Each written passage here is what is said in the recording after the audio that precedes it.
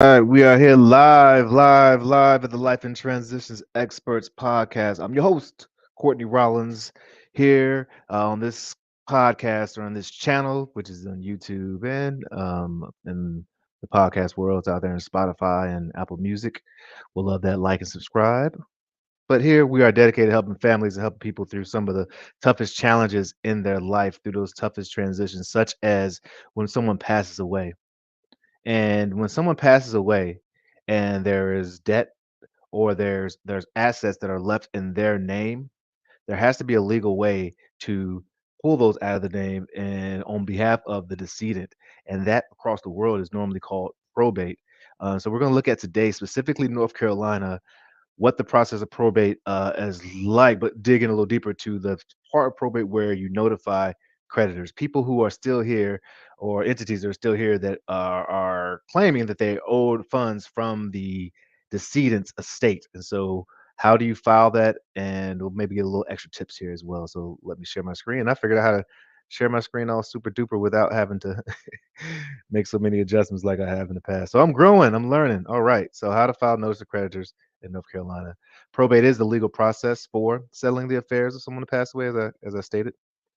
These are pretty much the steps in North Carolina. Every step is uh, slightly different, but you're going to open up the probate. You'll do a preliminary inventory and then actually take the inventory. While you're doing that, you'll also file notice to creditors to give people an opportunity to address their claims or at least state their claims. Then you address the claims and pay off any verified debt and taxes. Then you're able to distribute the remaining assets to heirs, and the final accounting should take place, and you'll be closed out. It is not a fun process. It is a long process. It is public, and it can be pretty expensive, particularly if you have a large estate.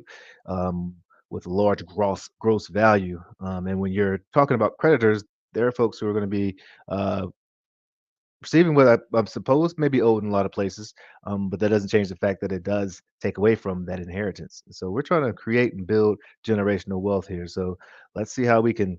Uh, well, we can talk to me about ways that you can avoid probate in the future, so that you can transfer more of that wealth. And so you will initially you'll open up the probate and receive your letters, whether this is a will and someone passed away and they have a testament that they left, so you'll have letters of testament, or if someone passed away without a will and you're administrating the will, you have letters of administrations. That means you're legally able to manage the estate during the probate. And once you open up those, then you can go ahead and contact. You'll do a preliminary inventory um, at that time, anyways, and then you can go ahead and contact the qualified publications in your area. You can check with the estate office to find out which ones um, are qualified. And how it's qualified is they basically have to have a certain bandwidth or span of reach, which makes sense. You got to be able to reach people. You can't just put it off in the corner that, hey, we're looking for folks who maybe are due money here. Now you have to make sure it's people have the opportunity to take a look. So next is well, at that stage when you do go, let's see, when you do go and contact the publication, you'll only need to, for most of them, you'll need to just email them the death certificate, and sometimes the letter you do need to share sometimes, and they'll be able to draft everything, and then you review and make sure that it's the correct draft. Most publications will charge about $270 to run this for to create the ad and run it for 4 consecutive weeks, which is the time in North Carolina that you have to adhere to.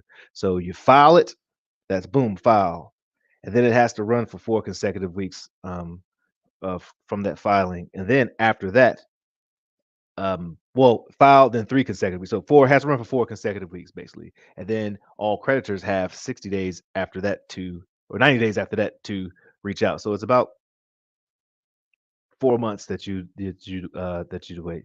Um, well, 90 days from the first publication. So you have a total of 90 days. Let's just put it 90 days, 4 weeks, and then they have 60 days after that.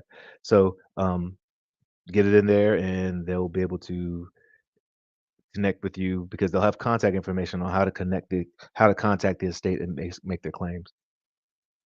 When you review and you assert any claims, make sure that you also are noticing what don't just go off paying during the payment phase. You need to make sure that all claims are not equal and make sure the ones that are have priority. I would still encourage you to try to negotiate down every single claim. It doesn't hurt you to ask, and if anything, they might be able to take it completely off or get it reduced, and that would be a great thing. So definitely review the claims before you um, start paying them off.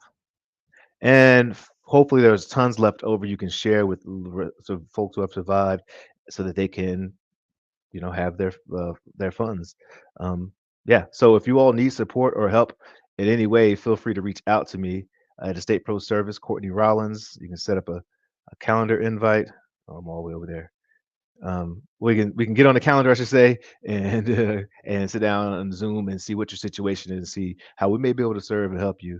All right. If you have property out there or you need support trying to find a quick and easy and convenient solution, feel free to reach out to Estate Pro Service. We'd love to help you in that way as well.